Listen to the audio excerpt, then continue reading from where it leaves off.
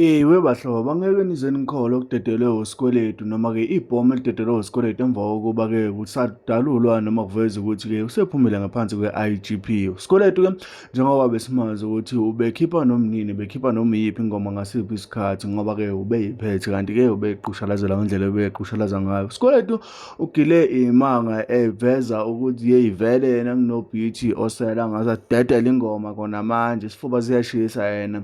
Usikweletu akapholisanga amaseko ngane zakwethu uvele wafaka laphana-ke kuwona-ke i-akhawunti yakhe ya-TikTok. Kanti bathi dedele mfana vele kade sasikweseka, sokweseka thina. Kanti abahlaziyi-ke abanye abayimele abafana noSiqiniseko uMvakamvelase baveze nanokuthi siyanibonga labafana ngokuphuma ejele. Abantu abaningi babuza ukuthi i-IGP kahle kahle ibisiza ngani. Angizile ngalokho ngize nganaba obhethi basikweletu. Ungakhohlwa ukulike, ushare, uphinde comment. Ngizosho ukuthi ususubscribe-ile uyokhomenta ekugcineni uma kuphela ividiyo. Naba obhethi basikweletu ngifuna ungitshela ukuthi wena uthini, uthi akayikhiphe noma awuyiyeke. Angizuvula lakho uma uqeda ukulalela le video.